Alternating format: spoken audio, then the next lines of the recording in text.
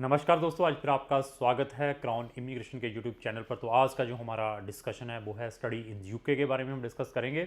UK से related हमारी 8-10 videos हैं हमारे चैनल के ऊपर। तो UK nomad is very linear towards international students को बहुत ज़्यादा वीज़ा प्रोवाइड कर रहा है यूके गवर्नमेंट। आइदर वो इंडियन है या किसी भी नेशनल के स्टूडेंट्स हैं। उसके पीछे कुछ कारण है। कारण क्या है वो कारण कोई नहीं बताएगा।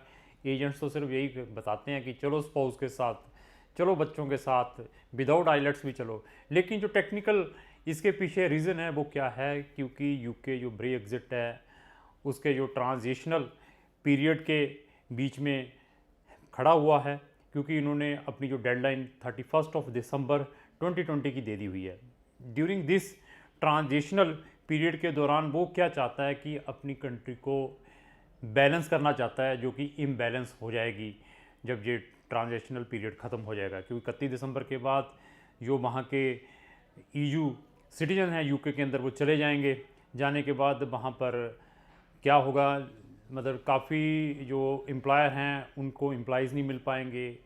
वहाँ पर जो स्कूल कॉलेजेस हैं वहाँ से बच्चे चले जाएंगे जो ईयू के सिटीजन थे, जिनके बच्चे वहाँ पर पढ़ रहे थे। इवन जो वहाँ पर ऑफिस रेंट के ऊपर थे या अपार्टमेंट रेंट के ऊपर थे जो कि ईयू सिटीजन्स ने लिए हुए थे, वो खाली हो जाएंगे। तो उस इम्बैलेंस को मेंटेन करने के लिए, बैलेंस करने के लिए वो क्या चाहता है कि उनकी कंट्री में जितने लोग ये ईयू वाले जा रहे हैं तो उनके बैलेंस करने के लिए वो इंटरनेशनल स्टूडेंट्स को इनवाइट कर रहा है कि इंटरनेशनल स्टूडेंट धड़ाधड़ आएँ, साथ में पैसा भी लेकर आएँ। तो वहाँ पर जो डेफिशिएंसीज आ रही हैं तो उनको ये जो गैप आने वाला है आने वाले टाइम में, तो वो इंटरनेशनल स्टूडेंट इसको फुलफ़िल करें। तो इसके पीछे ये एक मेजर रीज़न है।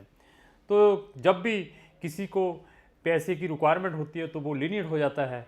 जब उसका पेट भर जाता है तो वो स्ट्रिक्ट हो जाता है। चाहे आप यूके की हिस्ट्री को लेकर चलें, इंटरनेशनल स्टूडेंट्स की, जब उन्होंने पहले भी लंगर लगाए थे, आज से अगर आप 2009 की बात करते हैं, 10 की, इन दिनों में उसी तरीके से ऑस्ट्रेलिया की हिस्ट्री चेक कर लें, उन दिनों में उन्होंने भी बड़े लंगर लगाए थे। आज की डेट में दे आर आल्सो स्ट्रिक्ट। तो यूके आज की डेट में इंटरनेशनल स्टूडेंट की फर्स्ट डेस्टिनेशन बन चुका है, जहां पर हर साल 6 लाख से ज़्यादा इंटरनेशनल स्टूडेंट्स हायर स्टडीज़ के लिए जाते हैं। कितनी कंट्री से? 150 कंट्री से। तो यूके में क्यों जाते हैं? यूके ऐसी क्या है यूके के अंदर कि लोग वहाँ पर मैक्सिमम जाते हैं हायर स्टडीज़ के लिए? एक तो इंग्लिश स्पीकिंग कंट्री है, तो फर्स्टली हर एक पर्सन यही प्रेफर करता है कि इंग्लिश स्पीकिंग कंट्री में जाएं।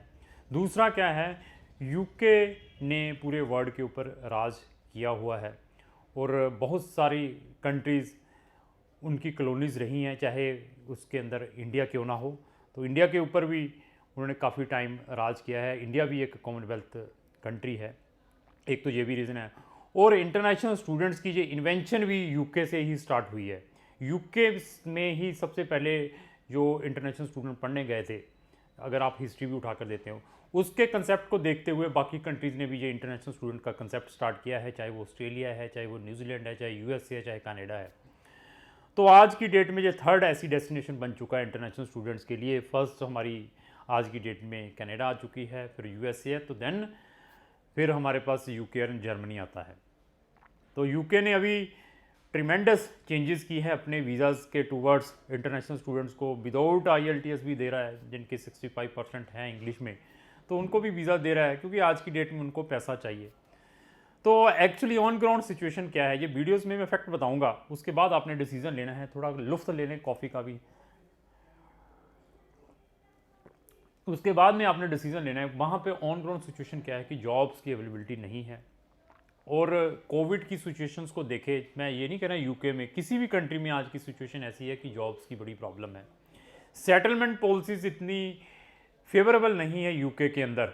अभी कह तो रहे हैं कि पॉइंट बेस्ड सिस्टम आ गया है, टायर 1 टायर 2 व्हाट्सएवर है, लेकिन अगर उसको हम फिज़िकली देखते हैं, ऑन ग्राउंड देखते हैं, तो इट इज़ इम्पॉसिबल, बहुत टफ है। क्योंकि पॉइंट बेस्ड सिस्टम में भी पॉइंट जो उन्होंने रखे हुए हैं, उतने पॉइंट लेना भी कोई ईजी नहीं है। तो जो उन्होंने सैलरीज की रिक्वायरमेंट रखी हुई हैं टायर 2 में, वो 26,000 पाउंड की हैं। वो कौन एम्प्लॉयर किसको ऑफ़र करेगा इतनी सैलरीज? तो तभी आप यहाँ से जा पाएंगे। तो ऐसी ऐसी चेंजेस मतलब ला रहे हैं। फिर भी इंटरनेशनल स्टूडेंट्स को अट्रैक्ट करने के लिए पोस्ट स्टडी परमिट भी उन्होंने इंट्रोड्यूस किया है 2 साल का, कि अभी हर एक जो इंटरनेशनल स्टूडेंट वहाँ पे अपनी बैचलर या मास्टर डिग्री करता है तो उसको वो 2 ईयर्स का पोस्ट स्टडी परमिट भी प्रोवाइड करेंगे।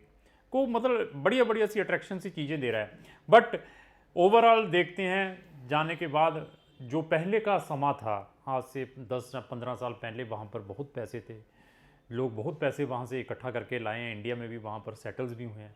बट आज की जो सिचुएशन है, चाहे वो यूके है या अनदर कंट्रीज़ भी हैं, बड़ी डिफ़िकल्ट्स हैं। बच्चों को तो मैं यही रिक्वेस्ट करता हूँ कि थोड़ा सा पेशेंस करें। पेशेंस है नहीं है, नहीं हम जाना ही जाना है। जाने के बाद फिर क्वारंटाइन है, वहाँ पर भी 14 दिन का आइसोलेट रहना पड़ता है। इवन अभी रिसेंटली भी कुछ बच्चों को वहाँ से डिपोर्ट किया है ड्यू टू उन्होंने उनके जो कोविड के जो रूल एंड रेगुलेशन को फॉलो नहीं किया, जाकर उनको क्वारंटाइन 14 डेज़ का टाइम दिया था, वो उनके दौरान उन्होंने उसको फॉलो नहीं किया। इवन जहाँ पर वो क्वारंटाइन थे उनको भी फ़ाइन लगा, जो भी अपार्टमेंट में थे, एज़ वेल एज़ बच्चों को भी उन्होंने अप टू 10,000 पाउंड तक का फाइन रखा हुआ है जो बच्चे आइसोलेट नहीं होते जाने के बाद। तो ऐसी ऐसी रिस्ट्रिक्शंस हैं वहाँ पर। इलीगल काम करते हो तब भी फ़ाइन है। और इवन जॉब्स की तो मैं फिर बता रहा हूँ बड़ी प्रॉब्लम्स हैं। बट हमने मानना नहीं, जाना यूके है तो मैं भेजूँगा भी मैं भी, क्योंकि आपने उस एजेंट्स के थ्रू भी जाना है। हम थोड़ी कम फीस ले लेंगे, हम आपको बढ़िया तरीके से भेज देंगे।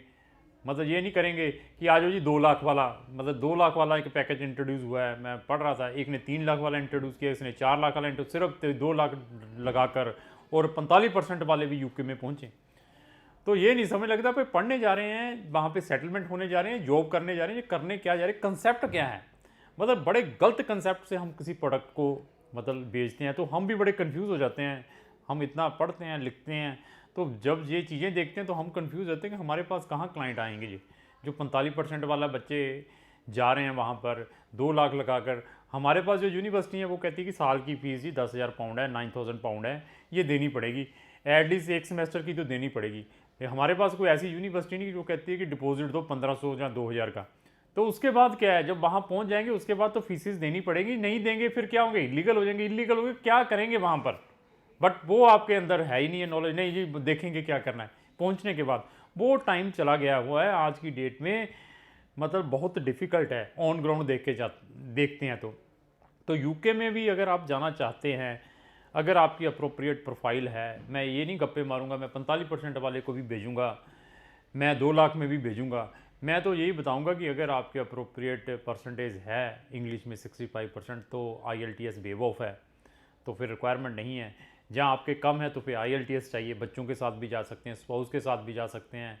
अगर 2-3 साल का गैप है वो भी उसकी जस्टिफिकेशन नहीं है तब भी चल सकता। अगर उससे ज़्यादा का गैप है, जस्टिफिकेशन है, तब भी एक्सेप्टेबल है।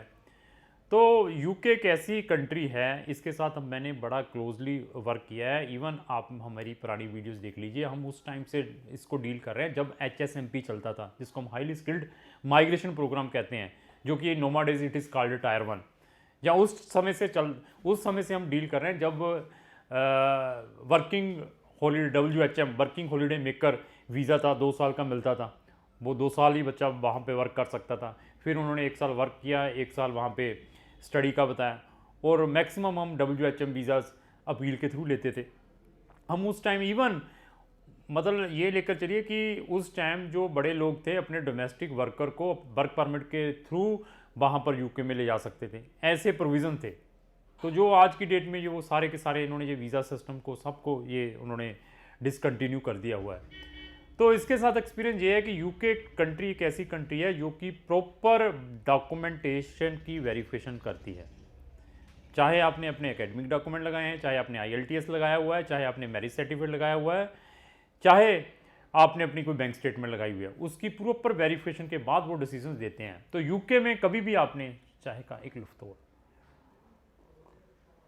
यूके में कभी भी आपने एक तो गलत डॉक्यूमेंट यूज़ नहीं करना है। उसमें क्या होगा कि गलत डॉक्यूमेंट यूज़ करेंगे तो नुकसान किसको होगा, नुकसान किसको होगा, आपको होगा। 10 साल का सीधा बैन है, सबसे ज़्यादा बैन यूके गवर्नमेंट करती है, जितनी भी एम्बेसी है। बाकी एम्बेसी 5 साल के लिए आपको सस्पेंड कर सकती है, 3 साल के लिए। लेकिन यूके गवर्नमेंट इफ़ वो अगर आपको पकड़ लेती है, आपके कोई डॉक्यूमेंट फॉर्ज पाए जाते हैं, फेक पाए जाते हैं, बोगस पाए जाते हैं, तो डायरेक्टली 10 ईयर्स का बैन करती है। Even they will also take the legal action, but उनके पास रश है, वो लीगल एक्शन तो कम लेती, लेकिन बैन करके बंदे को फिनिश कर देती हैं। तो ऐसे केसेस भी आते हैं हमारे पास। अभी बैन वाले भी केसेस मेरे पास स्टार्ट हुए। हमारी कोई वीडियो देखी थी किसी ने, तो अभी 1-2 बच्चों को उन्होंने बैन भी लगाया हुआ है। जैसे वीज़ा दे रहे हैं, रिफ्यूज़ल्स भी आ रही हैं, मतलब रिफ्यूज़ल उन बच्चों की आ रही है जिन्होंने गलत डॉक्यूमेंट लगाकर वहाँ पर वीज़ा लेने की कोशिश की है। तो अभी इन्होंने 5 अक्टूबर को अपना जो टायर 4 है उसमें कुछ न्यू चेंजेस किए हैं। अभी उन्होंने जो अपना पॉइंट बेस सिस्टम उसमें 70 पॉइंट्स कर दिए हैं, पहले 40 पॉइंट्स थे। वो 70 पॉइंट्स किस टाइप के हैं वो भी मैं इसमें डिस्कस करूंगा। 50 पॉइंट्स तो आपके सीधे कैश लेटर के हैं जो आपकी यूनिवर्सिटी ने भेजना है। तो 10 पॉइंट्स किस चीज़ के हैं? Credibility interview. तो 10 पॉइंट्स में क्रेडिबिलिटी इंटरव्यूज ये है कि they will check your efficiency of English, English की इफिशिएंसी चेक करेंगे। आइदर आपकी यूनिवर्सिटी चेक करेगी और जहाँ रिस्पेक्टिव एम्बेसीज वो किस तरीके से, आपकी स्काइप इंटरव्यू, टेलीफोनिकली इंटरव्यू और फिजिकली इंटरव्यू, तो उसके 10 पॉइंट्स मिलेंगे। और 10 पॉइंट्स किसके हैं? वो मेंटेनेंस के हैं, जो आपने लिविंग एक्सपेंसेस क्या है? अगर आपके वहाँ पर 9 मंथ के आपको लिविंग एक्सपेंसेस दिखाने पड़ते हैं 28 डेज ओल्ड। अगर आप आउटसाइड लंदन में पढ़ने जाते हैं तो 9 लाख दिखाना पड़ता है, अगर इनसाइड लंदन है तो 11 लाख है। तो ये आपको फंड दिखाने पड़ते हैं। तो यूके आज की डेट में काफ़ी लीनियंट है अगर आपने यूके का वीज़ा लेना है विद स्पाउस एंड डिपेंडेंट बच्चों के साथ। हमारे पास हर एक प्रोग्राम में जिसमें आप एडमिशन लेना चाहते हैं, चाहे वो मेडिकल से रिलेटेड है, चाहे नर्सिंग में आपने कोई कैरियर बनाना है। इवन अभी एक दिन पहले मैंने MBBS इन यूके की भी वीडियो डाली हुई है, उसके अंदर भी आप देख सकते हैं। अगर आपने MBBS करनी है, चाहे आपने वहाँ से इंजीनियरिंग करनी है, चाहे वहाँ से आपने ह्यूमैनिटीज़ में अपनी बैचलर मास्टर करनी है, चाहे आपने वहाँ से MBA करनी है, चाहे बिजनेस में कैरियर, चाहे हॉस्पिटैलिटी में बनाना है, चाहे आपने एरोनॉटिकल इंजीनियरिंग में बनाना है, किसी भी फील्ड में अगर आप किसी भी यूनिवर्सिटीज़ में एडमिशन लेना चाहते हैं तो आप क्राउन इमिग्रेशन से संपर्क करें। क्राउन इमिग्रेशन आपको बिल्कुल ट्रुथफुल इन्फॉर्मेशन बताएगी, उसके बाद आप डिसीजन लें। मैं ये कह के नहीं कहूँगा कि आपको सिर्फ 1000 यूरो या 2000 यूरो का डिपॉजिट देना पड़ेगा, वीज़ा दे दीजिए चले जाइए और मेरी फ़ीस दे दीजिए। नो, मैं आपको यही बताऊँगा कि ये फ़ीस है, पढ़ने के लिए जाना है तो 1 सेमेस्टर या 1 साल की फ़ीस ट्रांसफ़र करनी पड़ेगी, तो ये फ़ंड दिखाने पड़ेंगे। उसके बाद वीज़ा वो सबको देती हैं, चाहे मैं, मेरे जैसा एजेंट अप्लाई करता है, चाहे कोई भी एजेंट, क्योंकि लीनियंट ही बहुत हो चुके हैं, वो दे रहे हैं धड़ाधड़ वीज़ा, किसी ने भी जाना चाहिए। बट आगे कैरियर क्या है, आगे क्या करेंगे, आगे के लिए भी मैं एक सजेशन दे देता हूँ। जितने भी बच्चे यूके जा रहे हैं उनसे मेरी हाथ जोड़कर रिक्वेस्ट है, और वो हमारी सर्विसेज ले सकते हैं कि वो यूके जाने के बाद आफ्टर एटलीस्ट 3 और 6 मंथ के बाद अपना वहाँ से USA का या कनाडा का टूरिस्ट वीज़ा इमीडिएटली अप्लाई करें, क्योंकि 10-10 साल के वीज़ाज मिलते हैं। इंडिया में वही वीज़ा आपको जो एजेंट चलते फिरते 12 लाख 15 लाख 20 लाख में देगा, लेकिन अगर वहाँ से आप अप्लाई करते हैं तो मैक्सिमम चांसेस है कि यू विल गेट इट। तो उसमें क्राउन इमिग्रेशन आपकी हेल्प कर सकती है। आप मुझे अपने डॉक्यूमेंट भेजें, आप कौन से कॉलेज में पढ़ रहे हैं, वहाँ से छुट्टी का लेटर ले लें, लीव लेटर, तो उसके बाद मैं सारे डॉक्यूमेंट ऑनलाइन प्रिपेयर करके आपको भेज दूंगा। इवन अगर आप यूके में अगली फीसिस जनरेट नहीं कर पा रहे हैं, अभी आपको जाके सिचुएशन पता चल जाएगी, 1 सेमेस्टर की फीस दे दी हुई है या 1 साल की फीस दे दिया, आपको लगता है कि आपके पास वहाँ पर सेटलमेंट पॉलिसीज़ नहीं है, तब भी आप हमें संपर्क करें। तब हम क्या कर सकते हैं, तब हम आपको शेंगन कंट्रीज़ में ट्रांसफ़र कर सकते हैं। 28 कंट्रीज़ का प्लेटफॉर्म मिलेगा, लेकिन बाकी एजेंट्स नहीं ऐसा बताएंगे। उन्होंने एक बारी फीस ले ली, ना ही आप कभी उस एजेंट्स को कोई रेफरेंस भेजेंगे जिन्होंने एक बारी फीस ले ली है।